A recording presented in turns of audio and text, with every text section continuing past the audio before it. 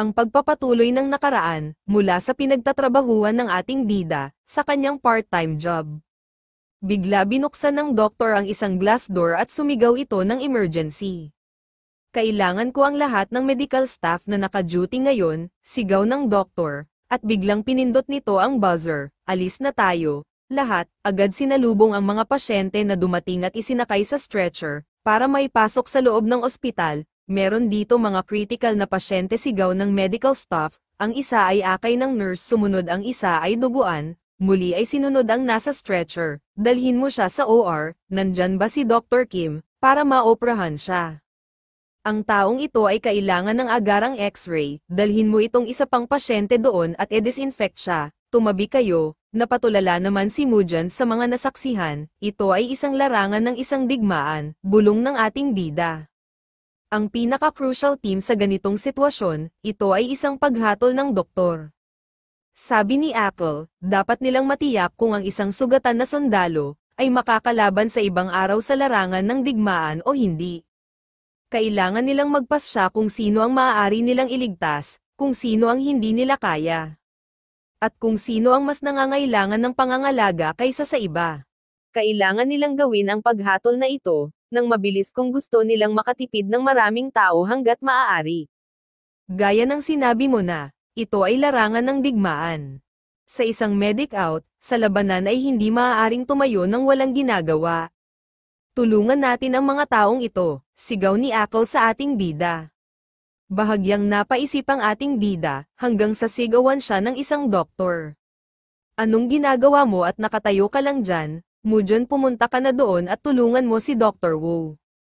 Nagkatinginan si Apple at si Mujan bago ito kumilos. Nagmadaling humakbang ito sa mga nagkakagulong pasyente. Nagtataka ako sa mga oras na ito, Mujan, bulong ni Apple, na bahagyang napasulyap sa ating bida. Hindi ko maisip kung bakit ako nagpakita sa iyo. At kung bakit ako nakatali sa iyo, ngunit sa palagay ko ay nagsisimula na maunawaan ko ito. Kapag nakikita kita, at pagkuha ng interes sa medisina na nagpapaalala sa aking nakaraan. Kaya naman tutulungan kita sa paglalakbay na ito sa abot ng aking makakaya. Bulong ni Apple, agad binuksan ng ating bida ang pinto.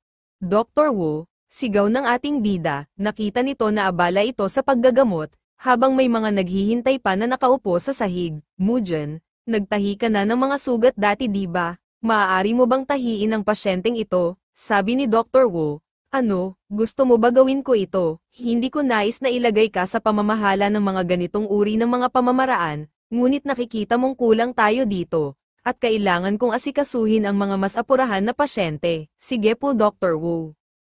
Salamat, at ipauubaya ko na ito sa iyo. Agad na lumakad palabas ang doktor.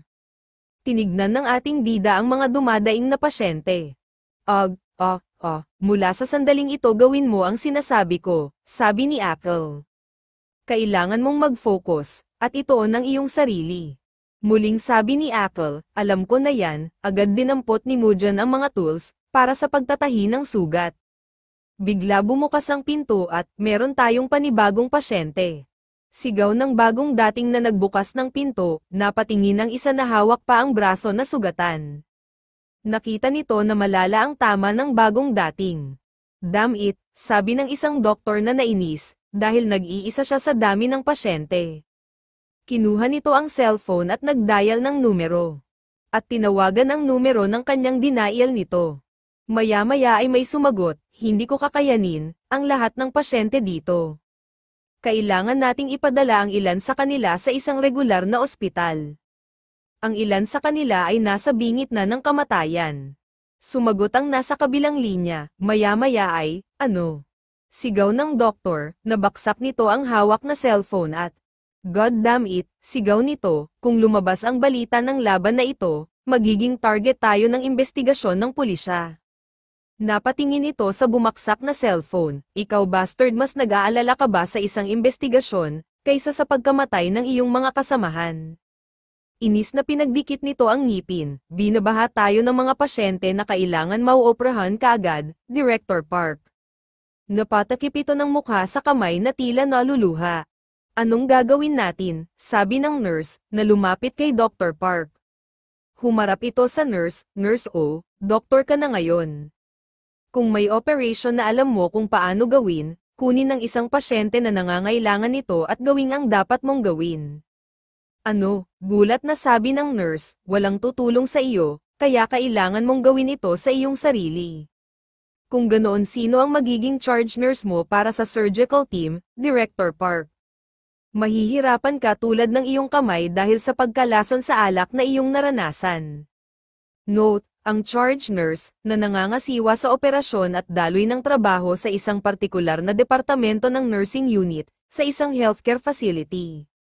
Samantala, ano kamo, gusto mo maging charge nurse ako? Sabi ng ating bida, na nakaturo ang sarili, ihanda mo ang sarili mo ng doble at pumunta sa operating room. Pero sir, gusto niyang makatrabaho ko siya sa OR where they actually cut people open.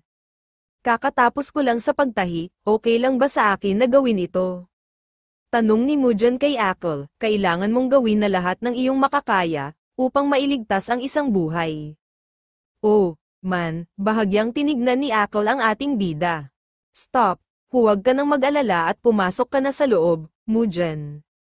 Agad lumakad ito, papunta sa operating room, at nang makapasok, nakita nito, na nandoon na si Dr. Park, lumapit ito, tatanggalin ko muna ang damit na damaykit sa sugat, bigyan mo ako ng ilang minuto, mukhang seryoso talaga ang sugat na iyan, napalunok naman ng ating bida, pero nandito naman si Akal, kaya magiging okay naman siya, di ba? Mula sa likod ng doktor ay lumabas ang isang usok, agad napansin ito ng ating bida, pakiramdam ko ay parang may humihiwa sa dibdib ko.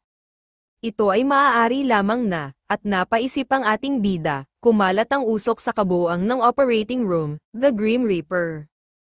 Sa operating room na balot ng usok ang buong silid, naramdaman ito ng ating bida, ang Grim Reaper ay nandito, pero parang may kakaiba, hindi ganito kabigat ang hangin noong huling beses kung nakita ang Reaper, halos hindi ako makahinga ngayon, hindi.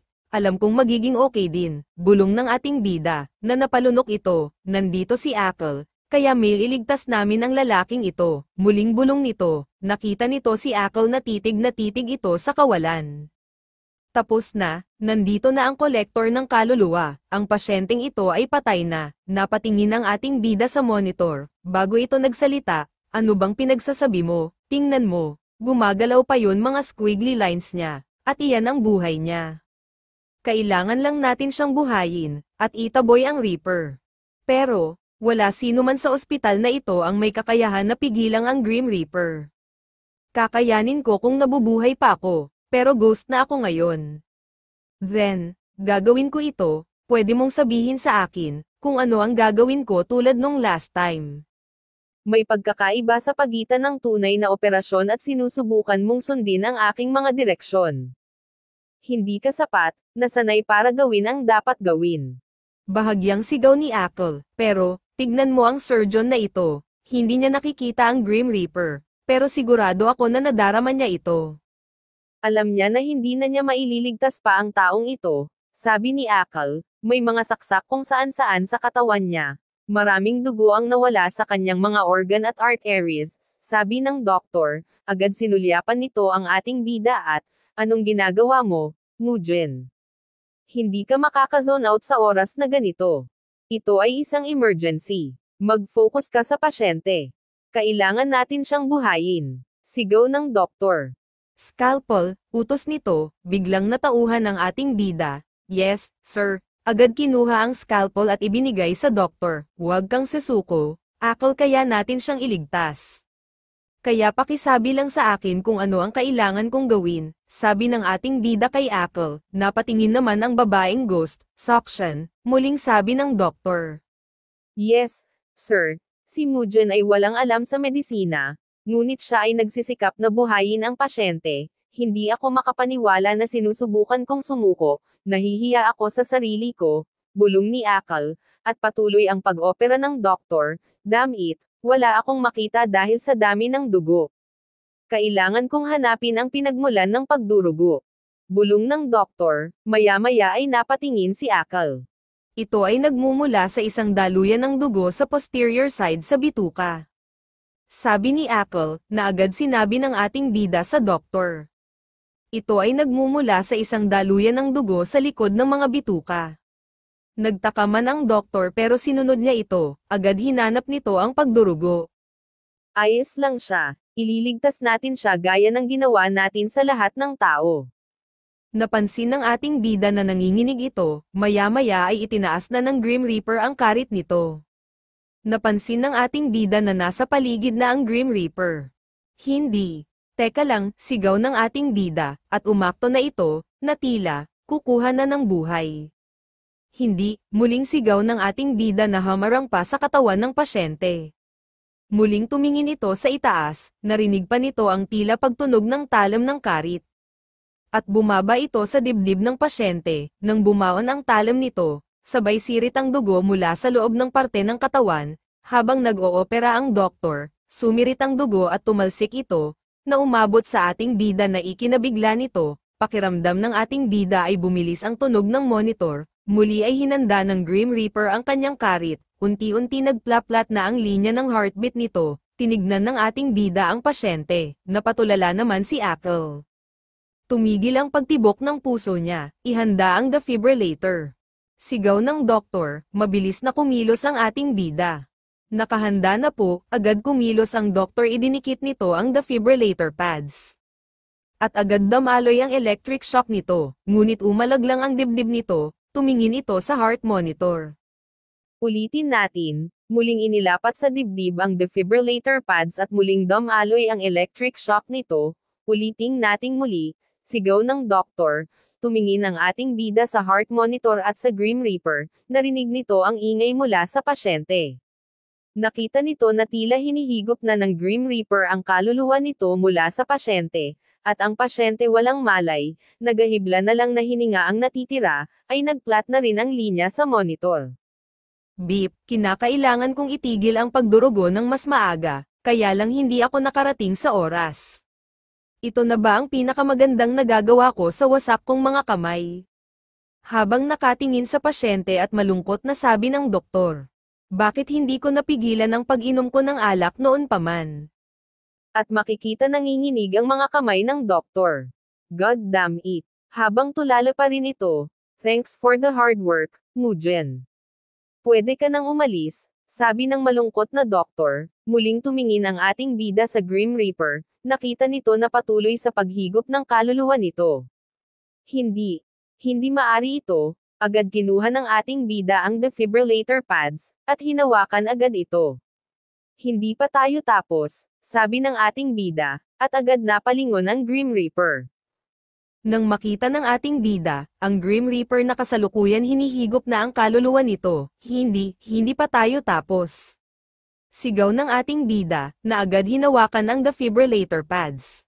At agad idinikit sa katawan ng lalaking pasyente, muling damaloy ang electric shock nito sa katawan ng pasyente, Mugen, sigaw ni Ackle, na pinipigilang ito, tumingin ang doktor, at nang laki ang mata nito, sa ginawa ng ating bida, Mugen anong ginagawa mo? Sigaw ng doktor, gumising ka, sigaw ng ating bida, huwag kang maglakas loob, na mamamatay sa harapan ko, muling idinikit ang defibrillator pads, stop it, Mugen tapos na, patay na siya, sigaw ng doktor, ngunit hindi nito pinakinggan ang doktor, at muling inulit ito, ng ating bida, maya-maya ay nagkaroon ng buhay ang flatline nito sa monitor, tumunog ito, na ikinagulat ng doktor, agad lumingon ang Grim Reaper, bumilis ang tunog nito sa monitor, sabay tumunog ang puso at ang hininga nito.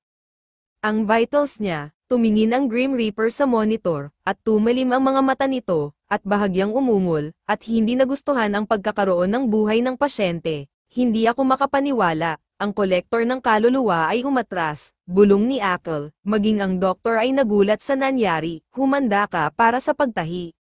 Got it, agad kinuha ang mga tools, ang pagdurugo ay mula sa, agad nakuha nito kung saan nagmula ang pagdurugo nito.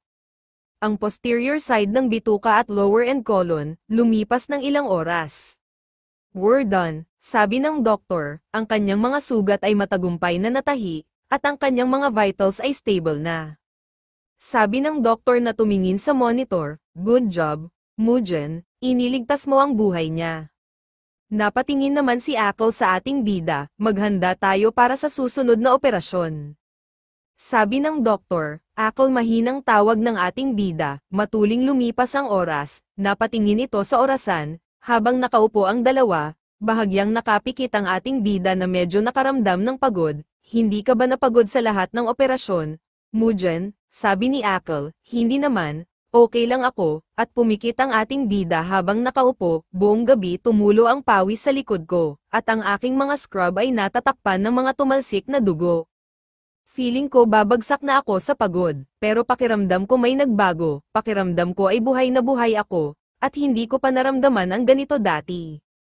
Nabubuhay ako noon, na ang aking mga aral na walang nakikitang layunin, ngunit iba na ngayon, tuwang-tuwa ako ngayon na buhay ako, nakangiti ito habang nagkatinginan sila ni Akal. Maya-maya ay may nagdikit sa kanyang mukha ng ginger tea, na nasa Ken, na biglang sabi nito, "Good work Mujen." Sabi ng doktor at naupo ito, "Sigurado akong pagod ka, kaya umuwi ka na at magpahinga, at, salamat." Napatingin ang ating bida. Nung nawalan ako ng medical license at napadpad ako dito, akala ko ay katapusan na ng buhay ko. Hindi ko mahanap ang kahulugan sa aking buhay o ang mga layunin na nais kong makamit, ginugol ko lang ang lahat ng aking mga araw sa pag-aalaga ng gangster. Matagal nang nasisira ang mga kamay ko sa lahat ng araw-araw na matinding pag-inom na ginagawa ko, at ito ay nasira na ng ilang beses sa panahon na hindi mabilang ng mga operasyon. Agad ininom ng ating bida ang bigay ng doktor na ginger tea. Ang lasa nito ay kakaiba, bulong nito. At kung wala lang ang batang ito sa tabi ko, marami na siguro ang nawala sa akin sa OR, siguro itong batang ito ay, naputol ang bulong ng doktor nang kinausap siya ng ating bida, Dr. Park. Ano po ang kailangan kong gawin para maging isang doktor? Baka isang araw ang batang ito ay magiging isang kahanga-hangang doktor. Isang bagay na hindi ko kailanman ginawa, bulong nito, "See you later kid." Kung gusto mong maging doktor first mag-aral ka munang mabuti, pag-aralan mo ang puwitan mo. At pumunta ka sa med school, tumingin ang ating bida, na inunawa ang sinabi ng doktor. Tumayo ito at nagbihis para umuwi, humakbang ito. Habang naglalakad sila ni Akal, "Hey, Akal, gusto mo bang maging assistant ko? Ano, dahil magiging doktor ako." That's great, ngunit sa tingin ko ito ay pinakamahusay para sa akin na manatili bilang doktor at ikaw ang assistant sa ngayon. Sana, hindi mangyayari yon, dahil malapit na kita maabutan, sabi ng ating bida. Habulin mo ako agad, iyon na isang tunay na bastos na bagay para sa kanya upang sabihin. Pero bakit tuwang-tuwa ako sa mga narinig ko? Bulong ng babaeng ghost. "Oh, please, dapat doktor ka muna bago mo nasabi iyan. Anyway, ngayon ay nakapagdesisyon na ako. May isang lugar na gusto kong puntahan bago ako umuwi. Saan ka naman pupunta?" Ito ay isang lugar na nahihirapan akong bisitahin, dahil pakiramdam ko ay napakahina ko at wala akong magawa. Agad pinuntahan ang lugar, sa isang hospital, sa University of Korea Hospital. Pumasok ito sa loob at mabilis ang mga hakbang, agad binuksan ang pinto. Pumasok ito na kasama si Akal. "Kumusta?" sabi ng ating bida. Binati nito ang walang malay na babae. "Ma'am," tawag ng ating bida. Nakahiga ito sa kama at walang malay. "Ma'am," nagtatakang bulong ni Akal. Ito ang mother ni Mujen, hindi niya sinabi sa akin ang tungkol sa kanyang ina, kaya wala akong alam tungkol sa kanya. Bulong ni Akal, lumapit ang ating bida, at hinawakan ang kamay ng kanyang ina. Medyo simpleng kwento lang, na aksidente ang pamilya ko nung bata pa ako, inalala ng ating bida ang masakit na nakaraan, nasa kritikal na kondisyon ang aking mga magulang, nakaligtas ako sa aksidente nang walang anumang naging permanenteng pinsala, pumanaw ang aking ama at inilipat nila ang kanyang puso sa aking ina, at siya ay nasa isang vegetative state mula pa noon. Ito ay isang kwento na marahil ay narinig mo na ng daan-daan beses, malungkot na sabi ng ating bida. At hindi alam ng mga doktor kung bakit hanggang ngayon ay hindi pa rin nagigising ang mom ko. Muling hinawakan ng ating bida ang kamay ng kanyang ina. Anyway, hindi naman ako madalas pumunta dito. Kapag nakita ko yung mukha niya gusto ko ulit sumandal sa kanya na parang bata. Yun lang, pumikit ito at hinalikan ang kamay ng kanyang ina.